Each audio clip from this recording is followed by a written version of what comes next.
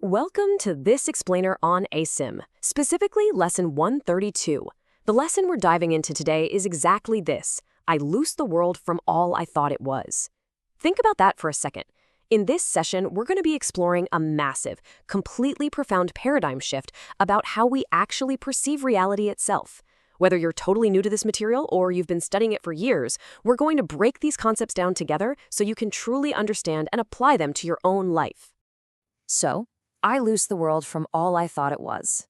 That's our core lesson today. And wow, what a powerful declaration. We so often walk through life feeling like the world is just happening to us, right? Like it's this heavy, unyielding reality we just have to cope with. But this lesson introduces a totally different idea. It suggests that our very own beliefs are the chains binding the world. By letting go of what we thought the world was, we're actually setting it free. Let's jump right into Section 1, the chains of belief. We're going to look closely at the problem here, specifically those heavy chains of belief that are actually causing our suffering. The text poses a brilliant question to get us started. What keeps the world in chains but your beliefs? It uses this really vivid analogy of a madman. A madman thinks the world he sees is completely real, right? He literally never doubts it. You can't just sway him by arguing with the things he's seeing. Hope only comes to him when the actual source of his thoughts is finally raised to question. That's the key right there. When we start questioning the source of our own beliefs, that is our very first step toward freedom. And it's so interesting to see how this plays out with time. We actually enslave the world with our past miseries and our ancient fears of the future. We're constantly projecting all that heavy baggage outward, but the alternative, the present is the only time there actually is. By lifting those past thoughts and letting go of future fears, we find our escape right now, in the present moment.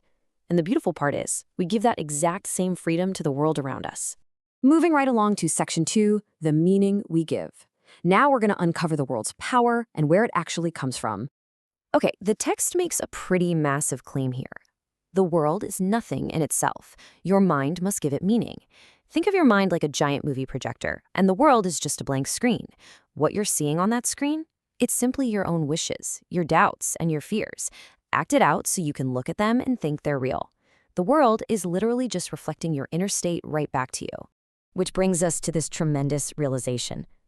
Change but your mind on what you want to see, and all the world must change accordingly. You didn't just walk into a pre-made, objective world that's separate from you. You actually found exactly what you looked for. Because you give the world all its meaning, your ultimate release is entirely in your own hands. You change your mind on what you want to see, the whole world has to change with it. It's a real game changer. Okay, Section 3, the radical truth. Fasten your seatbelts because it's time for a massive shift. We are about to explore a solution that challenges absolutely everything we think we know about reality. A central theme of this text, and it's one you really have to keep in mind here, is that ideas leave not their source. Think of it kind of like having a dream at night. The dream world feels incredibly real while you're in it, but it never actually leaves your head, right? This means you haven't come into a world separate from yourself. Instead, the world is a projection maintained entirely within your own mind. It hasn't left the source of your mind. So what does this all mean? The crucial point is this. There is no world. I know, it's a completely shocking thought. The text even acknowledges that not everyone is ready to accept this right away. But it teaches that healing is the gift for those who are prepared to learn that the physical world, exactly as we perceive it, does not exist apart from our own imagining. Because if the world is just your own imagining, you can loosen it from everything you thought it was just by changing your thoughts. This is literally how healing happens. The sick are healed the very moment you let go of all thoughts of sickness. The dead arise when you let thoughts of life completely replace all the thoughts you ever held of death. It's simple cause and effect. You change the source, and the effect must follow.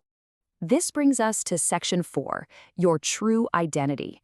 Naturally, if the physical world we see is an illusion made of our own thoughts, we have to ask the big question, what is actually real? The text stresses this firm foundation time and time again. You are as God created you. That is your true identity. And because of this, there is absolutely no place where you can suffer, and no time that can ever bring change to your eternal state. Your true self remains perfectly intact, completely untouched by all the illusions of the world. Let's put these two realities side by side. The world you seem to see is filled with pain, change, time, and separation. But God's creation, That is characterized by timelessness, love, wholeness, and an eternal state. The text points out a really simple logic here. If you are real, and you share that timelessness and love, then a world of pain and separation simply must be false. It can't be real, because it is completely unlike its creator in absolutely every way. This leaves us with a pretty profound question to ponder. How can a world of time and place even exist if you remain exactly as you were created, eternal and whole? Well, actually, it can't. Knowing your true self is the salvation of the world.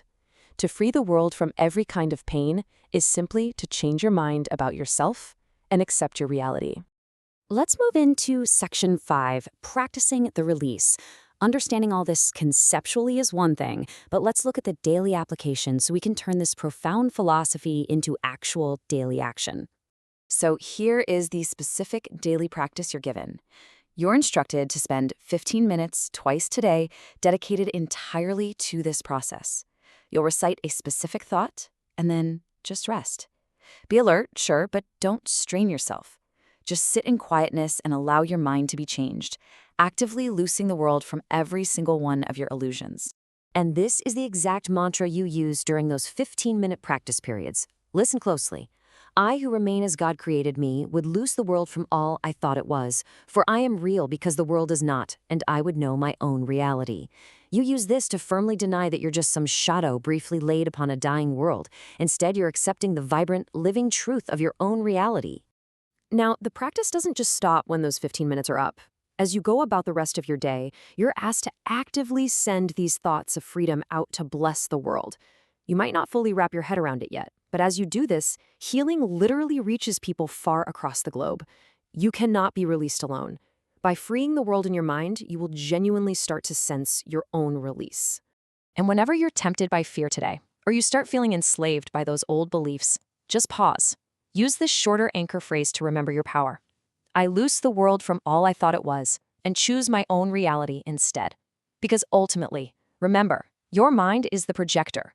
So the absolute most important question you can ask yourself right now is this: what reality will you choose to see?